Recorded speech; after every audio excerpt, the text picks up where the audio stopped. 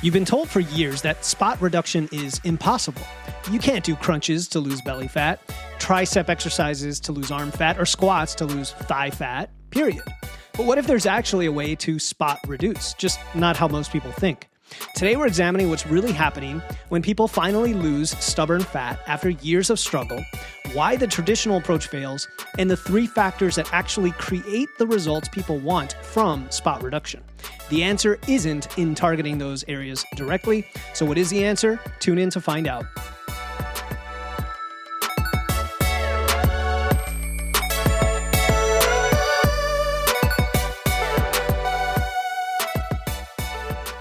Welcome to Wits and Weights, the show that helps you build a strong, healthy physique using evidence, engineering, and efficiency. I'm your host, certified nutrition coach Philip Pape, and today we're tackling one of the most persistent questions or myths in the fitness world, and that is, can you actually target stubborn fat areas? Now, the short answer is no, at least not how most people think, traditional spot reduction where you work one area and the fat just melts off. The long answer, though, reveals a different approach that does deliver the results people want from spot reduction, but without the frustration that most people experience. And before we get into this episode is actually based on 2 different listener questions that I've smushed together into one topic.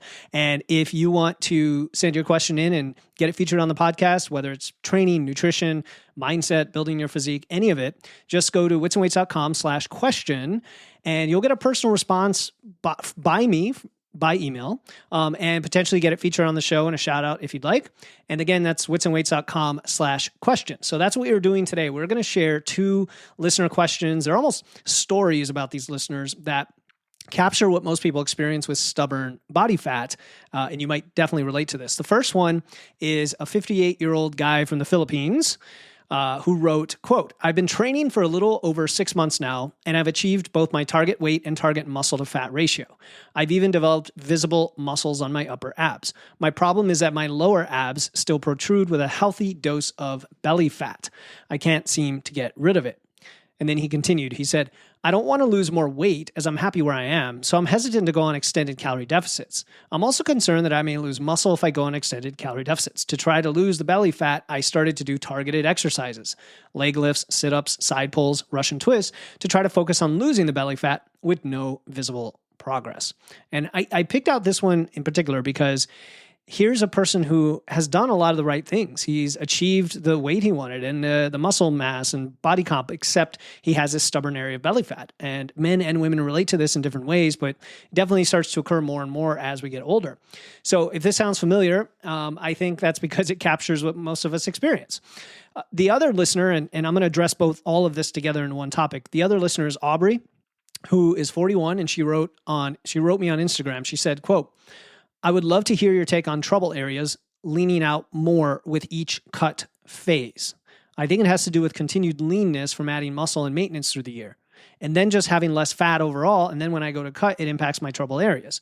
It takes time, so I don't think people understand that things can keep improving and body shape can change for the better as years pass on." And then she added, quote, "I'm in a cut now and I'm seeing muscle definition in my butt that I know I've never had before. It's like my body said, okay, she's mastered the leanness up top. Let's start hacking away the lower finally." Now, these are 2 completely different experiences, different stories, but they all link together in a very amazing way that we're going to address today and kind of look at what the key is to all of this. And you want to listen to the whole episode because we're going to take you through the story of what the research says, what's actually going on, what approach most people take and why it doesn't work, and then the actual way to do it. So you're going to want to listen all the way through if you want to understand the full context and what to do for your own situation. So let's address the elephant in the room, and that is that there is recent research suggesting some limited spot reduction might be possible. Ooh, shocker. You didn't know I'd say that, did you? There was a study in 2023, I think. It was actually reviewed in the May or March, I forget which one, 2024 issue of Body by Science by Bill Campbell that I had the pleasure of contributing to as an expert contributor. And I talked about ab training.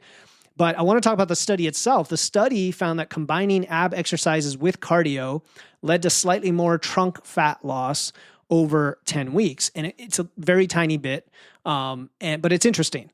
Now, why this misses the point is that even if you can achieve some small amount of localized fat loss, it's just not enough to solve the real problem people have with those stubborn areas. And that's why our first listener question, he was, doing everything and still, even after targeting those areas, it didn't seem to work.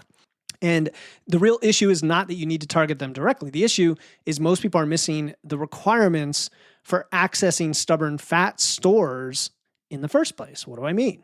All right, let's get a little sciencey here, because here's what's happening when you have stubborn fat. Okay, and I'm just using that word a little bit loosely, but we all know what it means. It's the areas of fat that seem to be the last to come off, or maybe they don't even seem to be able to come off. Like they're just like, if we lost all the fat in our body, somehow the stubborn fat's still going to be there.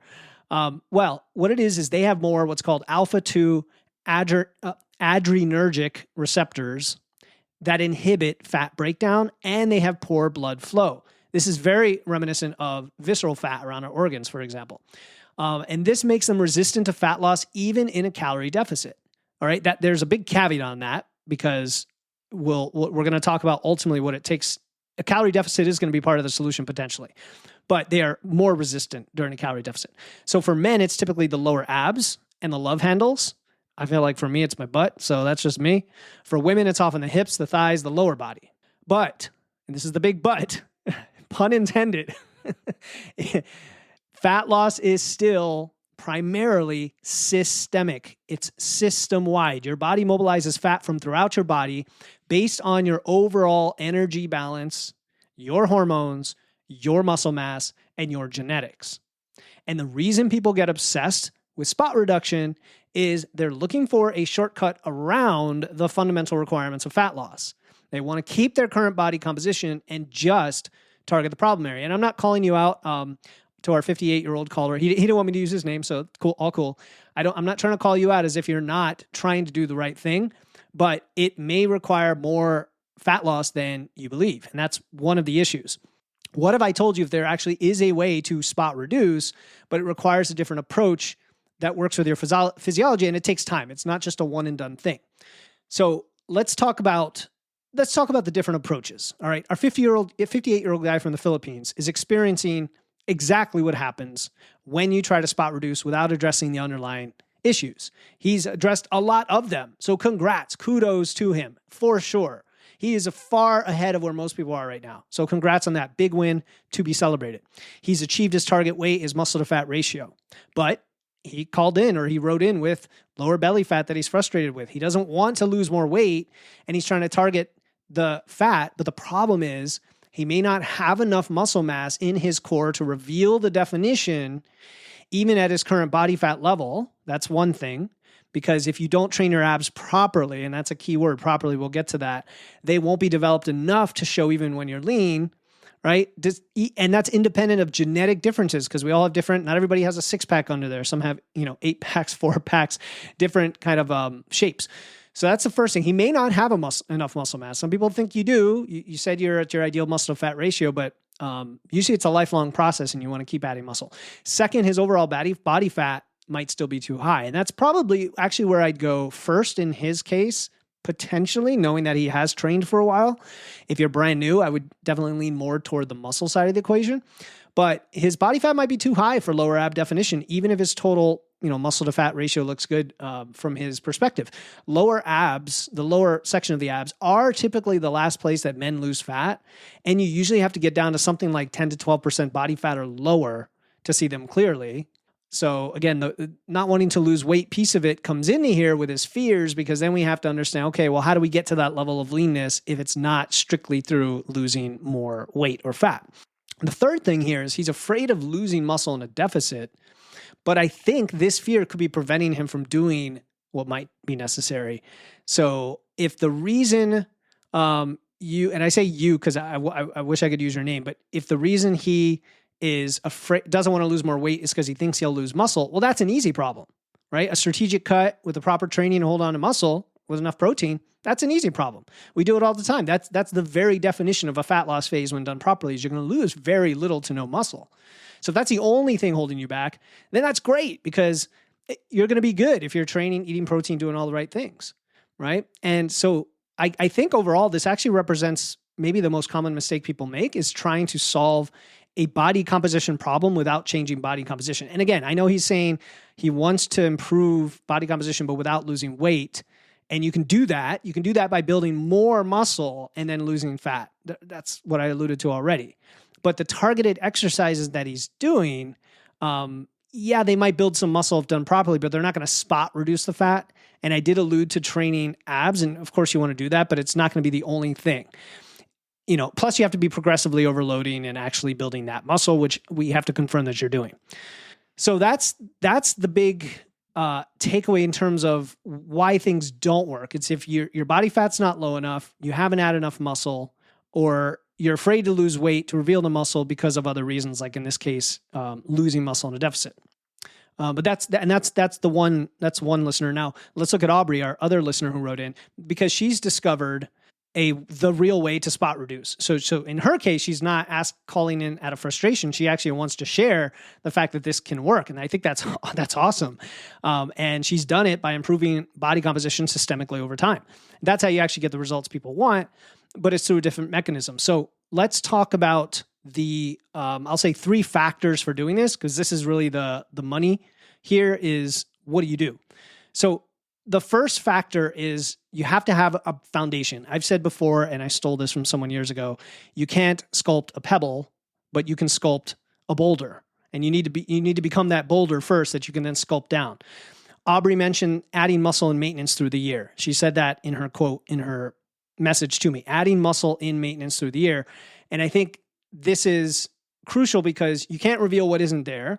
If you want to find abs, you have to build abs. If you want a shapely lower body, you have to build those muscles. There's nothing to show otherwise, right? And this means training your target areas like any other muscle group with progressive overload, sufficient volume, and consistency. And yes, you're going to hit your like let's say abs specifically. You're going to hit your abs with big compound lifts, but then you also want to have some special ab work in there once or twice a week. Like they say, 10 to 20 hard sets per week per major muscle group, using exercises that allow you to add weight or reps over time, like a loaded ab crunch, for example. Or if you did hanging leg raises, it's increasing your reps. But here's the key. You have to do this during periods where you're eating enough to support muscle growth. You cannot build muscle in an aggressive deficit or even a moderate deficit unless you're totally new to this. You're not going to build much muscle. And the amount of muscle we want to get this lean, shredded look that I think you guys are going for when we talk about spot reduction does take at least 1 or 2 cycles of truly building muscle. And Aubrey mentioned, doing it at maintenance, like being in maintenance throughout most of the year. That's a great strategy. If you're willing to actually gain weight and go into a surplus, that could be even more optimal short term, especially if you're on the younger end of the training spectrum. Younger as in newer to training, not young in age. So that's the first foundation, is building the foundation, becoming the big granite of muscle that you can sculpt down rather than being a skinny pebble that has nowhere to go. Factor 2 is then strategic fat loss phases, not crash dieting, not cutting super aggressively. Again, going back to Aubrey, she talks about each cut phase impacting her trouble areas more each time she does it. And I've seen that myself. I've seen that with clients. And that is, you have to actually lose enough fat to reach those stubborn areas. And the first time you do a fat loss phase, you just may not have enough muscle, and then you may not get lean enough. But each time you add muscle, it's easier to get lean in terms of you don't necessarily have to cut down to as low of a body weight to get lean. So more muscle, cut fat, more muscle, cut fat. That's why we like bulking and cutting generally as an optimal way to do this. Again, for most men, lower abs, they're not going to show until you're around 10 to 12% body fat. I don't like living at that percentage. I usually get down around 14% when I'm pretty lean, like for the summer, and I have a little bit of, not a little bit, my abs are showing, but they're not like super cut, because I don't want to diet down to 10 to 12% generally.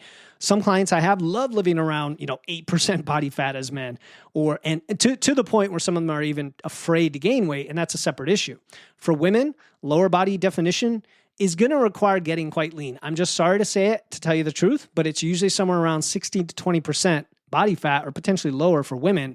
And again, percentage body fat doesn't directly correlate to scale weight. It correlates to how much muscle and fat you have. So of course, if you have more muscle, you can be at the same percent body fat at a higher scale weight. And that's what Aubrey and that's what we're trying to get at here. It's easier each cut phase, each bulk, each cut to get there. And that means accepting that you might need to lose more total weight than you initially wanted the first time, and maybe less the next time and the time after that, not because the scale number matters, because that's what it takes to access those fat stores. Listen, your body's going to run out of places to get fat, and then it's eventually going to go to that trouble area. And it may just require getting a lot more lean than you've ever been.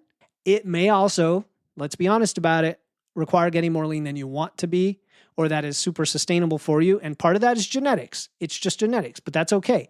Anybody can do it, however. So it's a very strategic thing. And to me, fat loss needs to be done intelligently, moderately, and keeping the protein high, continuing to strength train, planning in diet breaks or refeeds, all of the things we talk about a lot on this show and recently have covered in other episodes, like the 3+3 model of optimal fat loss. You can go find that one. I did an episode quite a while ago called Your Very First Cut, which you can search in the feed. So that's the second factor is doing strategic fat loss, knowing that in between you're going to be building muscle and kind of going back and forth. And then the final factor here, maybe this is the biggest one for all of you, is time and patience. And I know you're rolling your eyes like, oh, here he goes again. But you know how much of this is just psychology? 90% of it is psychology. Now, Aubrey's been at this for 4.5 years. Okay, I've been at this for 4 or 5 years myself. And I have a long way to go to where I could really be at the place where I feel like super lean and it's easier and I can carry a lot more body weight. But if I drew a graph for you up and down with body fat, with weight, with all the things, you would see it trending toward being leaner at a higher body weight and therefore being easier to see my abs or get the fat off my butt or whatever. It doesn't mean that I always live that way. I live many times with more weight on my body because I love to lift and make progress and feel great as well. Aubrey said, quote, "Things can keep improving and body shape can change for the better as years pass on." And that is what most people miss. Real physique transformation happens through multiple cycles of building muscle and losing fat over years, not weeks or months. I'm sorry. I know you want the quick fix. I know you think I've got to lose the weight. It's not about that. It's about building muscle and losing fat. You have to be training. That is a non-negotiable. And then each time you go through one of these cycles, you build muscle for, in my opinion, 6 to 12 months. And then you cut for maybe 8 to 16 weeks, right? That's 2 to 4 months. And then you maintain for a period. That's improving your body composition at a fundamental level and being able to see more of your definition the more you do it. So the muscle you build, how many times do we have to talk on the show about the benefits? But it's everything. It raises your metabolism. It improves your insulin sensitivity. It changes how your body partitions nutrients, right? And that's what muscle gets you. Fat loss phases will get easier and more effective because you have more of this metabolically active, what we call expensive muscle tissue. Right. And you notice I didn't even get to things like specific exercises, because at the end of the day, if you simply do basic strength training with progressive overload, you get stronger, you build muscle generally systemically over your body, and then you use nutrition to cut fat, you probably can get to the leanness you want doing that alone. Some of you, because of genetics or because of a look you're going for, will definitely want to specialize and train certain muscle groups more. You just will.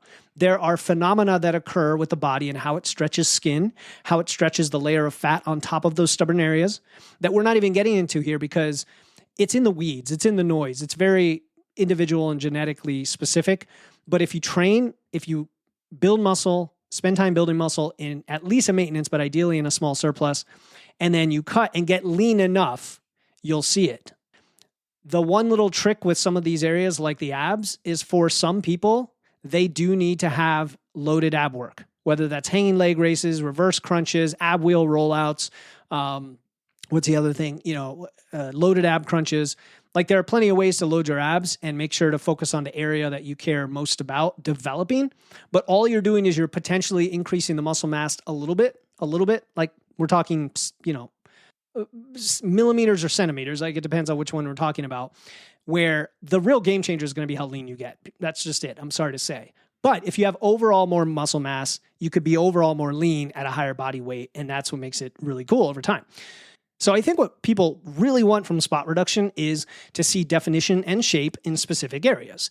And the secret is that you can achieve this. but not by targeting those areas directly.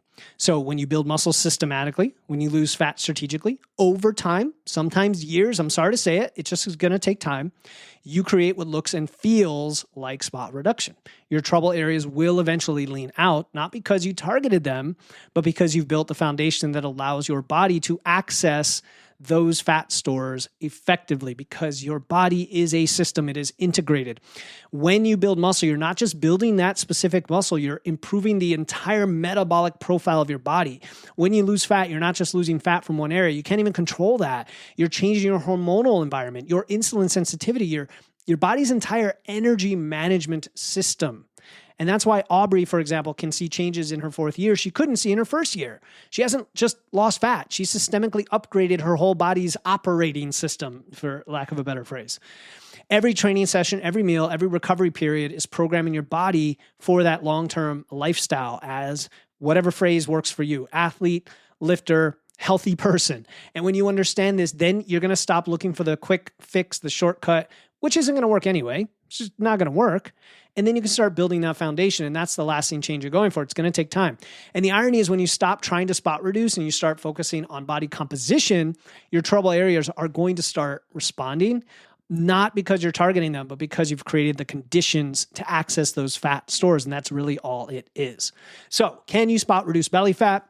No, not in the traditional sense of targeting directly. But you can absolutely achieve the results you want from spot reduction through building muscle and losing fat over time. For our 58-year-old guy from the Philippines, this might mean accepting he needs to either build more muscle or, yes, lose more fat, or do both in strategic cycles. For Aubrey, she's discovered, the real secret here: patience and consistency over the years, not quick fixes over weeks. Your stubborn fat areas are not stubborn because you need better exercises. Okay? It's not that. They're stubborn because you have to give yourself the time and patience to build muscle and lose fat. That's it. Many people haven't even taken time to build muscle. And if you're one of those listening, everything else I talked in this episode almost doesn't matter until you do that. All right. If you have any questions about building muscle, losing fat, applying any of these strategies we talked about, or you have follow-up questions about specifics, submit them at witsandweights.com/question. You'll get a personal response from me, and we'll potentially feature it on the show if it makes sense. Until next time, keep using your wits, lifting those weights, and remember, your best physique is not ever built using shortcuts. It is engineered through patience, consistency, and an understanding that real transformation takes time. I'll talk to you next time here on the Wits and Weights podcast.